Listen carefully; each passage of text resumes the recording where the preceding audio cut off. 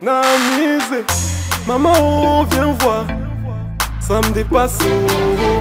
Le pays, oh, papa. Fais la pâte, oh. On vit des webisans tous les jours. T'en me pas chaud. Il y a des gens qui nous prennent pour des fous. Mais oh non.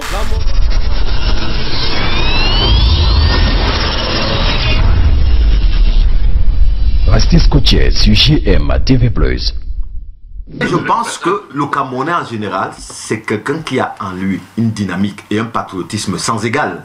Et que de ce point de vue, il est capable de mettre en place des structures qui permettent au pays de sortir de cette nuit dans laquelle nous nous trouvons depuis une trentaine d'années. Cameroun au chevet d'un régime à l'agonie, c'est ce livre que vous voyez qui donc sort ces jours-ci. Vous pouvez le retrouver sur toutes les plateformes de vente, Amazon, la Fnac, et si vous passez par Paris, vous allez directement à l'Harmattan. Il est également vendu à Yaoundé aux éditions l'Harmattan. Mais l'Harmattan de France fait l'Harmattan du Cameroun. C'est un peu comme la France-Afrique, n'est-ce pas? Non. Ah, comme c'est littéraire, ça fait pas France-Afrique. Non. Allez-y, éditez quelque chose qui se dise du mal du régime français, vous verrez. Bon. Moi, je revenais juste sur un petit point, là, sur un petit détail concernant les Camerounais qui sont capables de mettre des structures en place, machin, tralala. Moi, j'y crois pas. Tout ça, c'est du blablabla. Quand quelqu'un prend plus quelques milliards pour faire 9 km de route, laissez-moi me dire que... De qui parle-t-on là, Médard? Non. Bon, on va pas citer les noms, mais c'est connu. Mais il faut citer. Sur JMTV+, on dit tout. Joumensi, je sais pas, il s'appelle Joumensi, je sais pas. Mathias? Justement, c'est Mathias. Il a défalqué des milliards pour 9 km de route. 9 km de route. Fais-nous le dire, pourquoi tu veux cacher le nom? C'est des boutilles pour lui, quoi. Mais est-ce que, enfin, entre cette classe politique qui se sert des deniers publics pour faire, par exemple, 9 km de route, et le Camerounais qu'évoque monsieur à côté, Monsieur Lobé à côté, je pense qu'il parle de cette nouvelle génération de Camerounais, les auto-entrepreneurs notamment. Mais ils n'ont rien, parce que l'auto-entrepreneur ne peut rien avoir. Puisque monsieur Joumensi, quand il va prendre ses 24 milliards pour faire 9 km de route, qui va prendre 50% du marché? C'est son épouse. Parce que lui, son épouse va faire écran. C'est-à-dire qu'au Cameroun, c'est je te connais, tu me connais. C'est mon tonton qui est ministre. C'est ma femme qui va prendre, il met au nom, le directeur de cabinet met toujours le nom de madame, hein, madame. Alors vous avez des sociétés écran. Donc vous avez un chantier qui ne termine jamais. Mais comment alors sortir de ce cercle vicieux? Voilà pourquoi je suis sceptique sur ce que le patriarche est en train de me sortir ici. Je suis totalement sceptique. Rassure-moi, tu vas lire son livre, moi. Oui, mais je vous dis que je suis sceptique, chers téléspectateurs, parce que la corruption est dans les veines du Camerounais. Ouais. Comment on a introduit ça? On est allé à la cantine. Moi, je vous dis.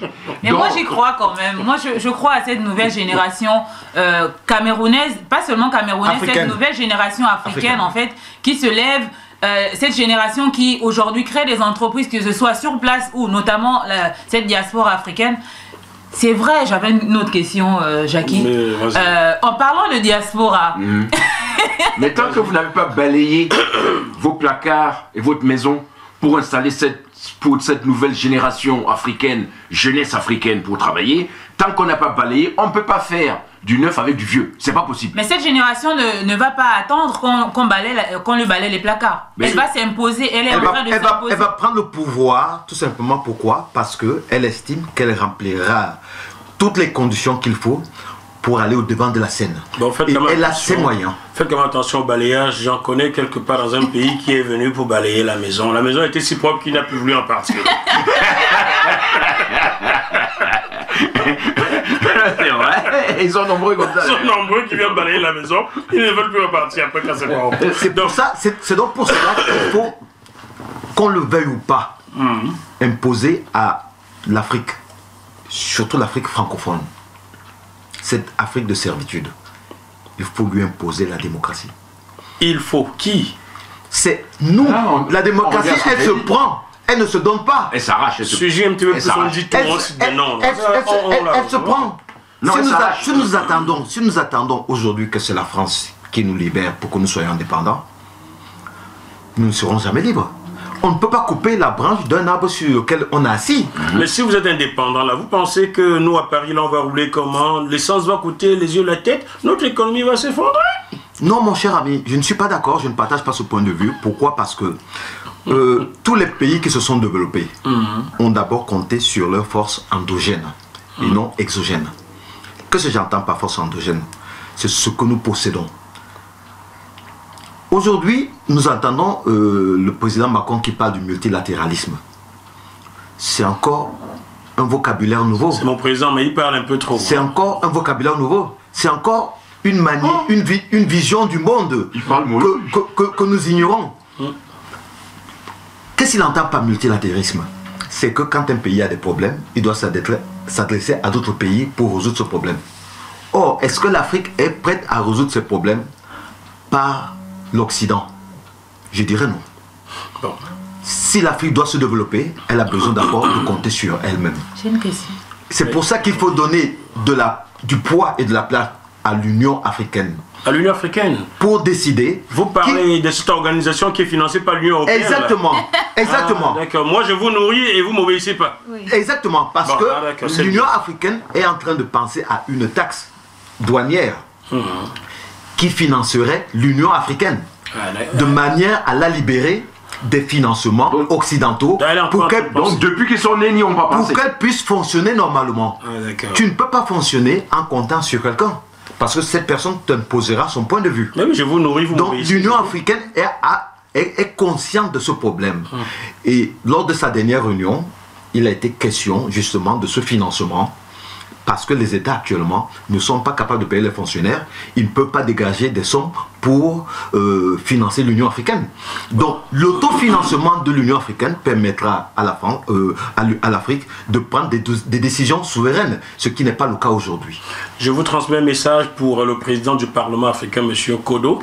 Dites-lui de répondre lorsque je le sollicite par écrit. Il lit tout ce que je lui envoie par WhatsApp, il ne répond jamais.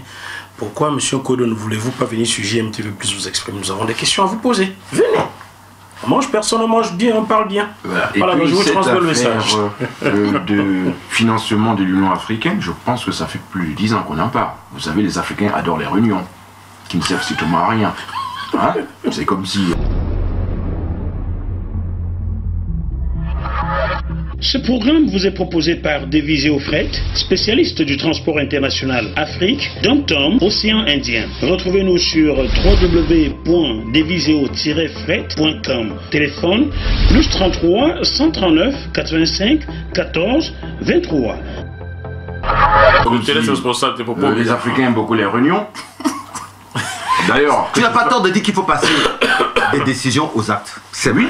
C'est vrai. Parce que réunion pour réunion, tu es réunion. L'Afrique est encore très jeune par rapport à l'Europe. Oui, mais il ne faut pas l'oublier. Mais pourquoi passer autant de temps dans des réunions? Et en plus, souvent même, ils vont même dans des réunions en prenant des avions, des ceci, gaspillage d'argent, d'énergie pour rien du tout, des choses qu'on peut faire avec les nouvelles technologies aujourd'hui.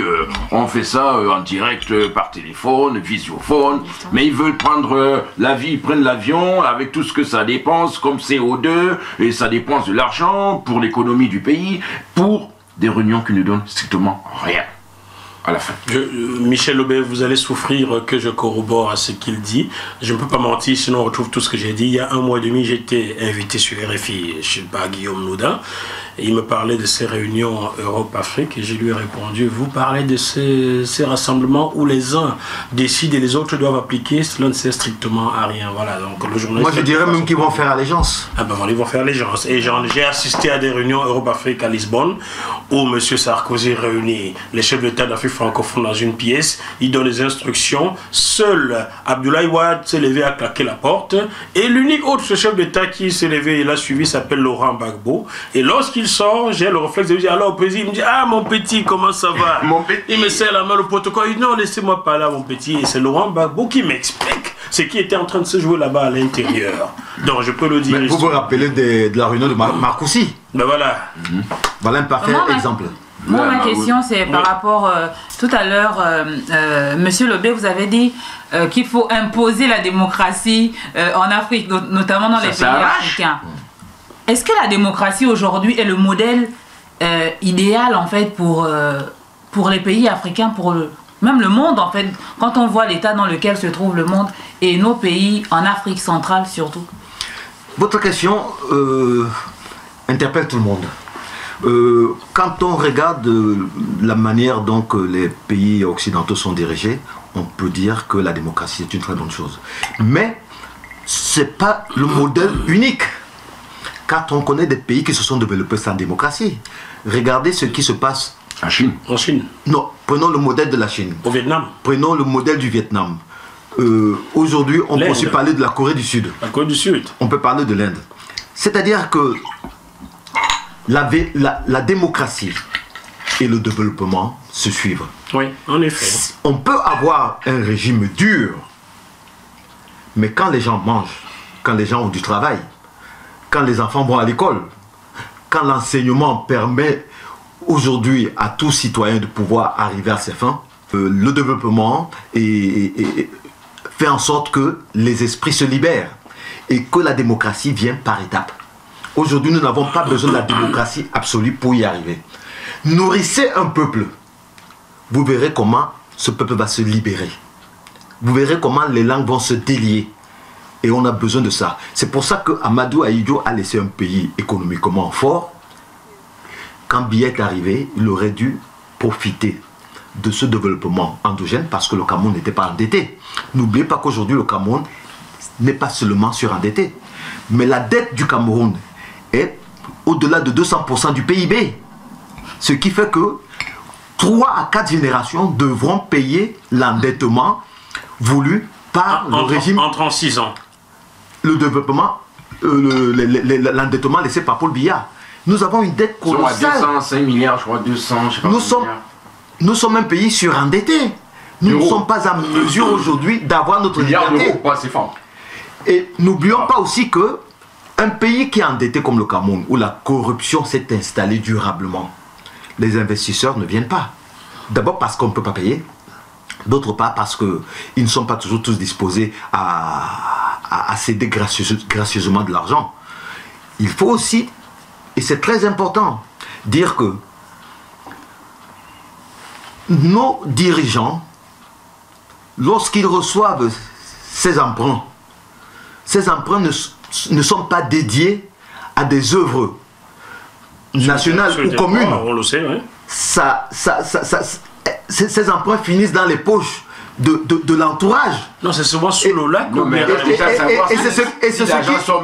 Alors que le pays reste endetté. D'ailleurs, pour corroborer ce que vous dites, c'est les choses. François-Xavier Verschave, paix à son nom, avait écrit un livre intitulé L'envers de la dette, que je vous invite tous à lire. Il est extrêmement difficile de le trouver. Il est sorti en 2001, donc ça fait 17 ans. Mais il coûte encore 45 € sur Amazon. On ne comprend pas pourquoi 17 ans après un livre coûte cher. Car il avait été torpillé. Alors, dans ce livre, François-Xavier Verschave explique comment certains hommes politiques français ont poussé Pascal Lissouba du Congo à emprunter de l'argent à une banque luxembourgeoise, soi-disant pour construire des écoles et des hôpitaux chez lui. Cet argent n'a jamais traversé le seuil des banques parisiennes et c'est resté là pour financer les campagnes de 2 grands politiciens français que je préfère ne pas citer. Car j'ai besoin de vivre un peu en France, voyez-vous. Voilà, la démocratie n'est pas totale partout. Hein. Bon, ça c'était un mauvais exemple, j'ai su ma bouche.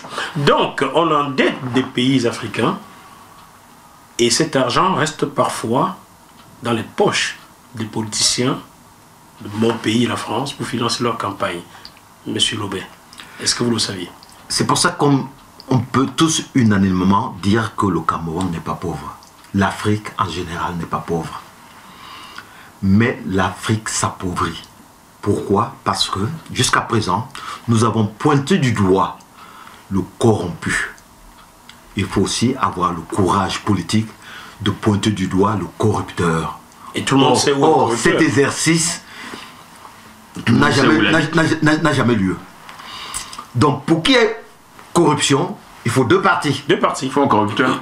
Aujourd'hui, malheureusement, nous parlons du corrompu.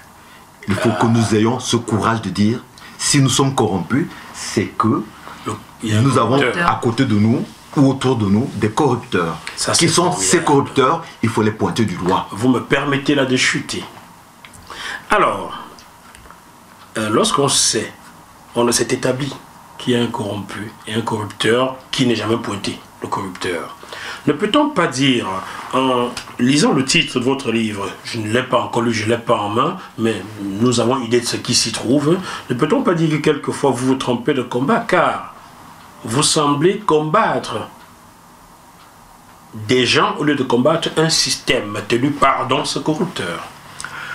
C'est un sujet qui m'a interpellé et j'en parle dans mon livre. J'ai eu le courage, moi, si on peut appeler ça courage, j'ai eu la volonté plutôt de dire qu'on ne peut pas tout le temps jeter l'anathème sur le corrompu. Il faut aussi s'occuper du corrupteur. Surtout. Et j'ai pris soin d'insister sur ce problème. Pourquoi? Parce que tant qu'on combat le corrompu, la corruption existera. Toujours. Parce que c'est une forme d'appât. Et que quand vous prenez un hameçon avec un appât, vous le mettez dans l'eau, il y aura toujours un poisson qui va mordre. Qui va mordre. La fin. Donc, en France, l'opinion publique ignore pourquoi l'Afrique est pauvre. Mais nous qui avons eu la chance de traverser la Méditerranée pour nous retrouver ici. On ne va pas appeler ça la chance, monsieur Lobé. Vous allez inciter les jeunes à partir. Vous-même, vous étiez déjà français. Exactement, c'est pas une chance. C'est pas une chance. Quand je dis une chance, je voudrais relativiser. C'est pas une chance. C'est moi. Ça aurait pu être quelqu'un d'autre. Mais d'autres n'ont pas eu cette opportunité. Appelons ça une opportunité. Oui, une opportunité, on va dire ça comme ça. Ceux qui n'ont pas eu cette opportunité, aujourd'hui, ne sont pas en mesure d'apporter un jugement de valeur sur ce qui se passe réellement. Ou quelquefois de comprendre. Ou de comprendre. Donc aujourd'hui, le grand public ne sait pas ce qui se passe. On n'arrête pas de combattre le corrompu. Le corrompu, je suis d'accord, il faut arrêter, il faut éradiquer ce système. Mais pour que ce système prenne fin, ou pour que ce système diminue, parce que la corruption existera toujours tant qu'il y aura des hommes dans une société, elle existera toujours. Mais au niveau où elle se trouve aujourd'hui, la corruption au Cameroun et en Afrique en général, je suis très inquiet du devenir de l'Afrique. Bien que moi, je suis un afro-optimiste. Je suis très inquiet et je me dis, il faut mettre fin à ce système de clientélisme qui a été modélisé pour les pays pauvres et plus particulièrement l'Afrique. Monsieur Lobé, pour que la corruption finisse dans ces pays d'Afrique, il faut déjà que le corrupteur soit tous les jours pointé du doigt et que tous les Africains en soient conscients. Il faut que les Africains arrêtent de regarder les médias érigés par les corrupteurs. Car quand on est en Afrique, quel est le média qu'on écoute le plus? Quelle est la radio qu'on écoute le plus? RFI. C'est piloté par qui? Je sais que vous m'y inviterez plus jamais, je n'en demande pour un, je m'en fous. C'est piloté par qui? Par la France, oui. Ah, d'accord. Bon, je suis français, hein, ceux qui vont me taper dessus. Je suis bien français, hein, mais je fais mon travail. Mais moi, je ne partage pas ce point de vue. Jackie, je vais te dire une chose. Il y a une part de vérité dans ce que tu dis.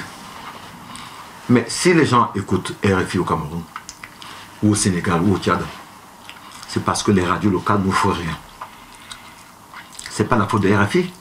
Mais localement, tu ne peux chanter que des louanges de billard, ou de Senghor, ou de Idriss, ou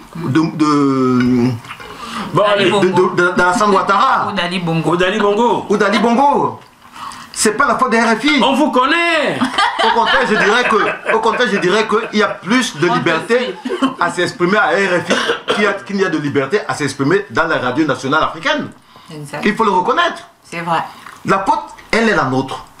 Il faut que nous soyons conscients que ce continent d'Afrique est le nôtre. Et que personne ne viendra le développer à notre place. Et que si nous ne prenons pas nos responsabilités pour que l'Afrique se développe, si nous ne comptons pas sur nous, si nous ne comptons pas sur la diaspora, parce que la diaspora, c'est un apport très important. Pour faire les Western Union. Pour le développement de l'Afrique. Oui. Parce que la part d'argent, puisqu'il parlait de Western Union, la part d'argent que nous envoyons en Afrique, quand on voit les pays comme le Mali, le Sénégal, le Cameroun, tout ça. Où des villages entiers sont développés par... Ce sont des sommes très importantes. Ne comparons pas le Sénégal, le Mali avec le Cameroun. Eux, c'est structuré. Le Cameroun, c'est le désordre. Biya, tout ce qu'il veut. Vous, diaspora, tout ce qu'on attend de vous, c'est Western Union. Politique, c'est pas ça, vous ne regardez pas. Hein. C'est tout. Wow. Bon. Parlant de diaspora... On va bientôt chuter, oui. Vas-y, Nanda, c'est ça ta dernière observation. Il faut bien chuter. Excusez-moi de faire l'intrusion dans le débat, mais nous sommes tous... Tu es dans le débat. Oui, nous sommes tous liés. Madame, allez-y, madame. Du coup, parlant de diaspora, puisque vous vous adressez à la diaspora, il y a 2 ans déjà, notamment, la diaspora gabonaise, par la suite, la diaspora togolaise se mobilise tous les samedis, et pas seulement les samedis, se mobilise et mène des actions pour encourager les peuples autochtones, donc les peuples dans les pays à se libérer, pour booster l'action politique, pour faire tomber les régimes. On ne voit jamais la diaspora camerounaise. Mais non, parce que nous on est dans le Ndolé, le Makossa. Ta question nous interpelle. Le problème que nous avons ici, c'est que nous avons été formatés par la politique du ventre. Le Camerounais, qu'il soit au Cameroun, ou qu'il soit en France, ou qu'il soit au Canada, il milite pour le RDPC. 80 Camerounais sur 100. Pourquoi? Parce qu'il a besoin de quelques petites miettes qui ne sont pas significatives, mais qui lui permettent pas d'exister, mais de vivoter. Quand on aura conscience que nous représentons quelque chose individuellement et en groupe, quand on aura conscience que nous ne sommes plus Bamileke, Bassa, Douala ou Irundo, et que nous avons des associations hétéroclites, nous ne pourrons pas sortir de cette situation déclinante dans laquelle nous nous trouvons. Il faut donc impérativement que nous ayons des associations de Camerounais et non plus une association de Douala ou de Petit ou de Bamileke. Et encore entre Bamileke, il y a des Tiang, il y a des Bafang, il y a des Bafoussam. Chez les Aoussa du Nord ou des Kirdi, c'est la même chose. Le Camerounais a été formaté depuis l'arrivée de Biya au pouvoir pour se déchirer, pour se combattre, de manière à ignorer la chose politique dont nous sommes nous-mêmes responsables. Parce que Biya ne viendra pas te dire en France, ne t'associe pas, créer quelque chose d'homogène, présenter quelque chose ensemble. C'est pas la faute à Biya, c'est notre faute. C'est notre faute. Quelqu'un qui apporte la démocratie. C'est cohérent, cher ami. Hein. Non. C'est tout à fait cohérent. C'est tout à fait cohérent. Écoutez. Nous devons former un groupe, une force commune. Et au lieu de nous éparpiller. C'est ce que Eric Golf Kwacho, mon jeune confrère, essaie de faire en ce moment avec l'association des Camerounais de la diaspora. Je vous invite à prendre connaissance de ce que fait ce jeune confrère Eric Golf Kwacho, qui a été sur ce plateau tout récemment pour en parler, et même d'adhérer. Je pense que tous ensemble, Camerounais d'origine, comme la double nationalité n'existe que pour les politiciens, pour les footballeurs, Camerounais d'origine comme Camerounais de nationalité, essayez de vous approcher d'Eric Golf Kwacho. Pour les femmes aussi, en fait, la double nationalité. Oui, pour les femmes aussi, oui, bon, on sait pourquoi. C'était pour éjecter les militants de l'UPC en 1968. Donc il faut revoir cette loi-là si vous arriviez, si quelqu'un d'autre arrive au pouvoir, ou si M. Biya, qui veut rester au pouvoir, vous pouvez comprendre. Il faut revoir cette loi-là qui élimine les Camerounais. La seule chose. Ce qui est politique. Oui, ta dernière parole, hein, parce qu'après on coupe. Je voulais demander. Michel, le point de vue de Michel sur le Cameroun d'aujourd'hui. On connaît. Hein? C'est la cata. Il n'y a même plus de qualificatif. Mais celui de demain. Partons-nous pour le fédéralisme ou pas? Parce que s'il n'y a pas de fédéralisme, de toute façon, il n'y aura pas de Cameroun. Fédéralisme à 2 États ou à 10 États? À 10. Chacun, si tu cultives le manioc, tu sais faire que ça. Tu vas faire le bâton de manioc, le fumbois pour le... Tout le monde va manger, tout le monde va manger. Si tu sais faire le pétrole, tu vas faire le pétrole. Si tu fais le cacao, tu vas faire le cacao pour tout le monde. Bien. Chacun son... Il ne faut pas que quelqu'un qui est assis à Yaoundé, dans un super bureau climatisé, décide pour quelqu'un qui se trouve en Gormakoubi, ou bien à Tchang, ou bien à Bafou, pour signer quelque chose. Tu es à Yaoundé. Toi, tu signes quelque chose qui se passe à Bafou. Est-ce que c'est normal? Alors je répondrai sans gêne en te disant que le Cameroun et l'Afrique francophone en général a hérité du jacobisme. Le jacobisme, c'est quoi? C'est une politique de centralisation. C'est-à-dire que le pouvoir central... Jacobisme de qui? Hérité de qui, le jacobisme? De la France. Il faut pointer les noms, appeler c'est pour ça que j'ai dit que nous avons hérité du colonialisme. Quand je parle du Cameroun... Il y a trois colonisations au Cameroun, allemande et ensuite sous tutelle anglaise et française. Il faut appeler le chien par son nom. Nous avons hérité du jacobisme français. D'accord. C'est-à-dire la centralisation de tous les pouvoirs. Pourquoi est-ce que les colons le faisaient? Ça leur permettait de pouvoir tout contrôler. Or, aujourd'hui, le Cameroun a été une république fédérale. Après, il est devenu une république unie. Et aujourd'hui, il est devenu une république tout court. République du Cameroun. Donc... Alors, c'est qui un hold-up, d'ailleurs? On peut l'interpréter comme on veut. On va faire un débat là-dessus. On peut l'interpréter comme on veut. Mais ce qui est vrai aujourd'hui, c'est que quand nous voyons ce qui se passe au Cameroun occidental, où il y a une guerre larvée, qui ne dit pas son nom, mais qui commence déjà à inquiéter tout le monde, c'est que... moi ça m'inquiète au contraire. Paul Biya n'a pas eu le courage politique de sortir de cette centralisation qui se faisait au mépris des autres régions. Et ça, c'est très très important. Mais, en même temps, le fait de vouloir emprisonner tous ceux qui ont un son de cloche différent que le pouvoir de Yaoundé n'est pas la meilleure des solutions. Je crois qu'aujourd'hui, le pouvoir en place aurait tout à gagner à libérer sans exception et sans condition tous les prisonniers politiques du Cameroun occidental. Du Cameroun tout court. Du Cameroun. Voilà. Pourquoi? Parce qu'on a besoin d'unité. On a besoin de force commune. On a besoin de s'aimer. On a besoin d'être une nation solidaire. Car si cette guerre continue, il n'y aura ni vainqueur ni vaincu. C'est le pouvoir qui perdrait de sa crédibilité. Pourquoi? Parce qu'il a été incapable de répondre aux doléances que je venais de citer. Le Cameroun est uni, il a besoin de tous ses enfants. La guerre, aujourd'hui telle qu'elle est déclarée, ne profitera à personne. Bien au contraire, le pouvoir de Yaoundé risque de laisser sa peau. Alors vous êtes pour, ça c'est votre chute, vous êtes pour un fédéralisme à 2 ou à 10 États? Pour le moment, je pense à un fédéralisme à 2 États.